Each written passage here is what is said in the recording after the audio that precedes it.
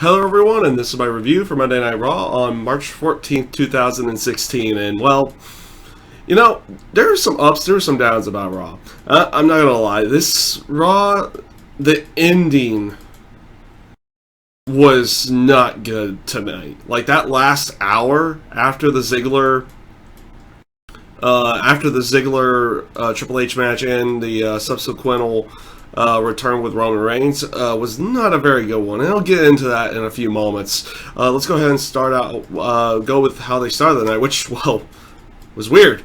And honestly, was a good and refreshing way of starting, because how often is it that they start off Monday Night Raw with a match instead of just the 20-minute long promo? I know New Day came out and cut a promo right off the bat, which they always do. They always do this right before they go have their matches. They always cut some kind of promo in there.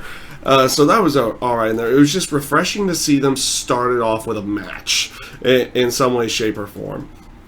And just the match that they had with Del Rio and Rusev, I thought it was a pretty good match in the end. Ending it with a whole bunch of chaos in there. They're definitely trying to turn these guys full on babyface going into WrestleMania, and having them still sneak out with a victory over the League of Nations, and then the subsequent beatdown that all three of the New Day members got afterwards.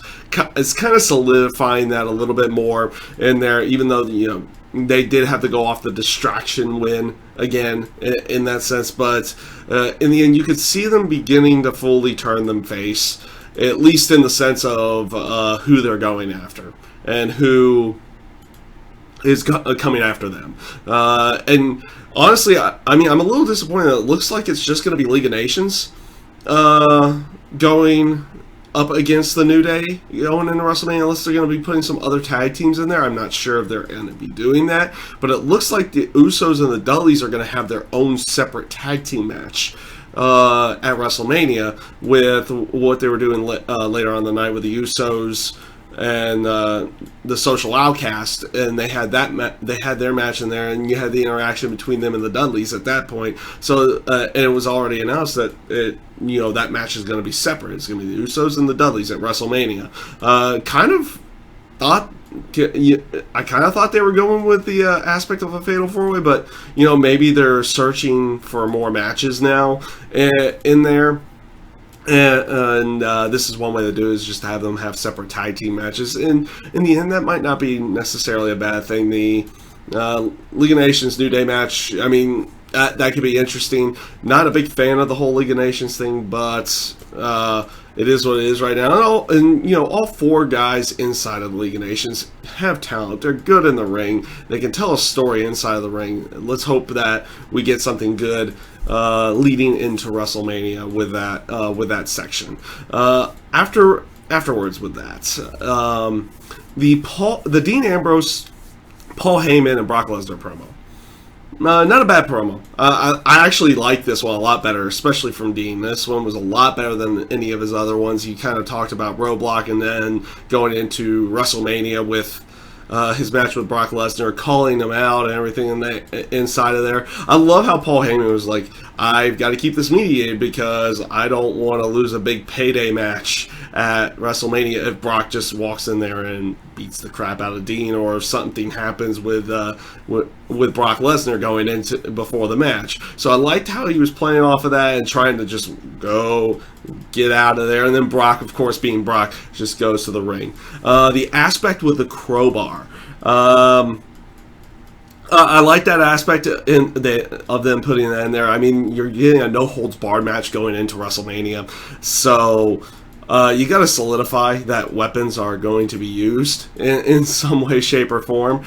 But I was a little bit more intrigued, or I found the backstage segment with Mick Foley and Dean Ambrose to be a lot better in that sense. You had like Foley trying to figure out why Dean was doing what he was doing, and it was like, so Dean throws it back and was like, so why did you do what you did? It was like, because I was Mick Foley, and this is what I did, and that's what I did. It's like, well, this is Dean Ambrose, and this is what I do.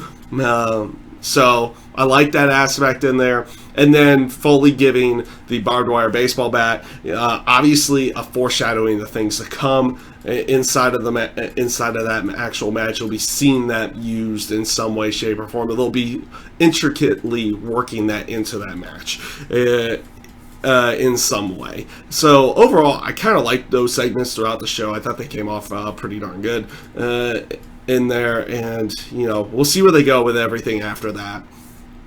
Brie Bella and the Brie Bella Lana storyline, where with how they're going with everything, it seems like they're going in some kind of tag match, incorporating Team Bad in there. You had Team Bad versus Alicia Fox and Brie Bella. Lana coming out, making the distraction, costing Brie and Alicia the match and everything like that.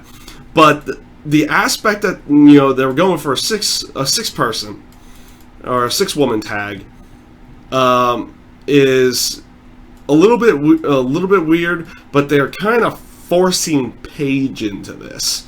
Like she didn't necessarily really fit into that bill, and she was kind of the backstage promo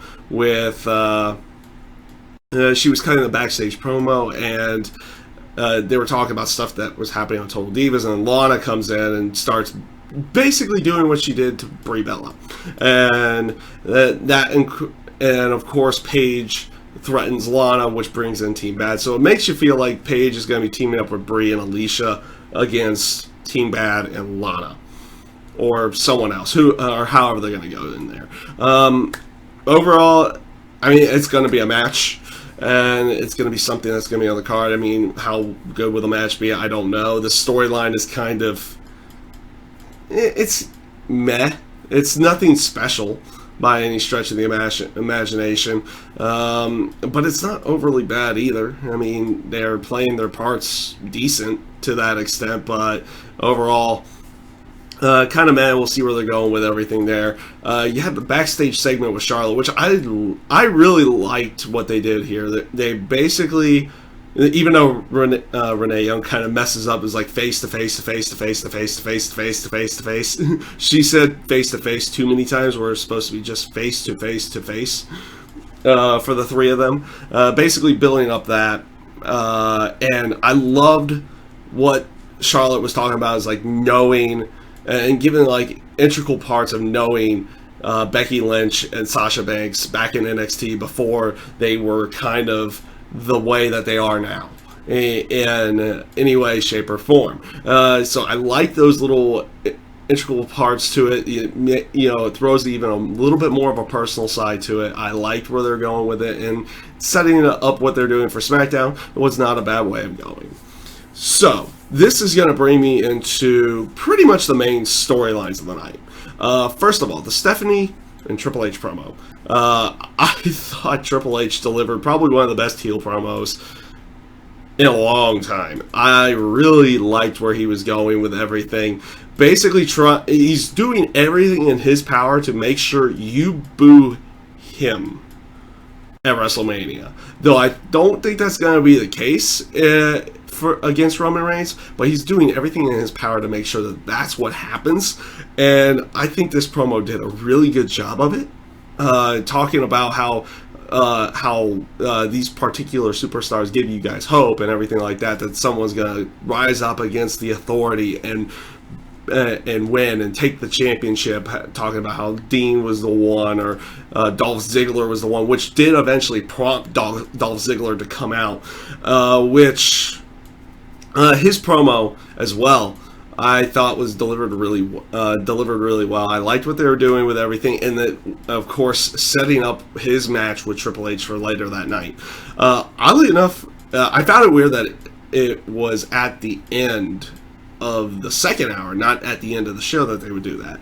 So Stephanie makes the match with Triple H and Dolph, and if Dolph wins, he gets to choose any match outside of being in the WWE title match for WrestleMania. And of course, in the end, this like for the match itself, I thought the match itself was fine. I think they could though they don't really have a crazy big match that they could have put Dolph Ziggler in. And like if he wins this match, he's got to choose a match. Like what kind of match is he going to get?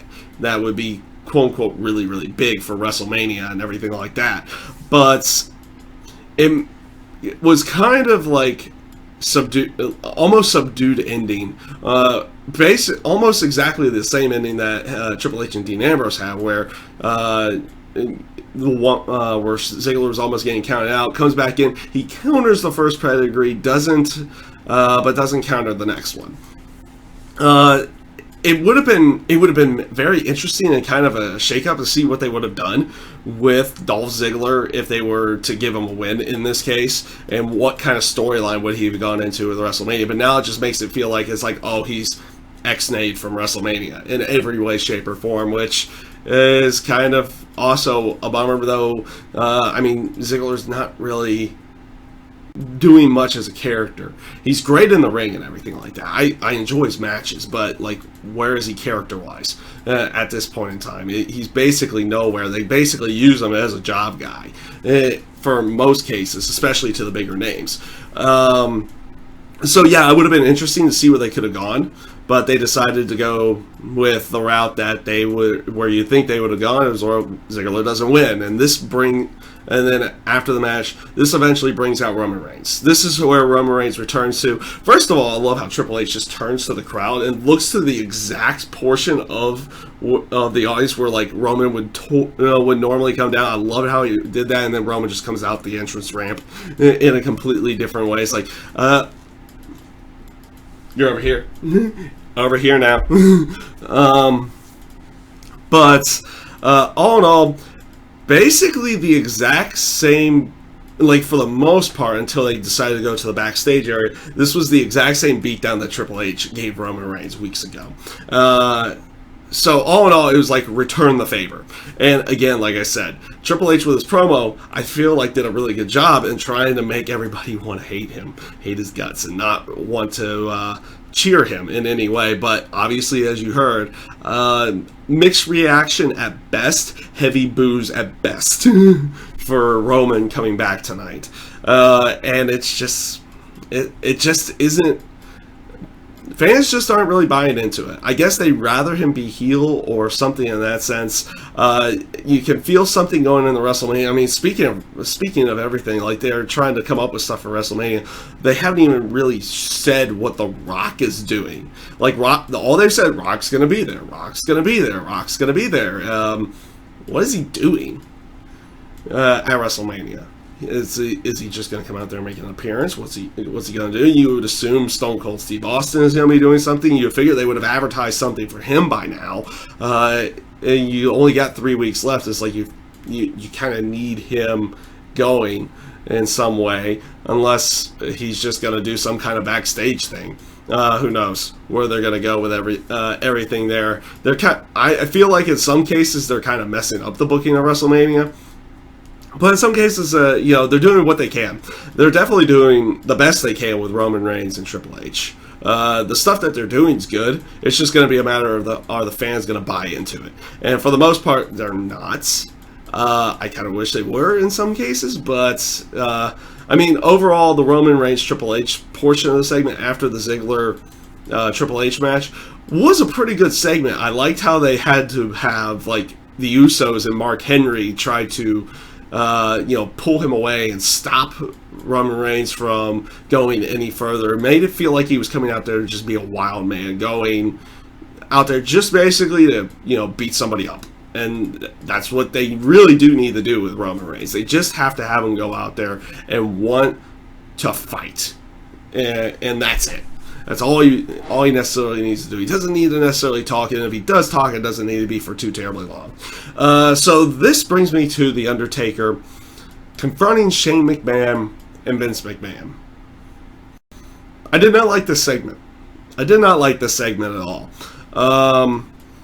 You could have come up with plenty of explanations of why The Undertaker is coming out and taking this match so willingly in every shape, facet, and everything for Vince McMahon.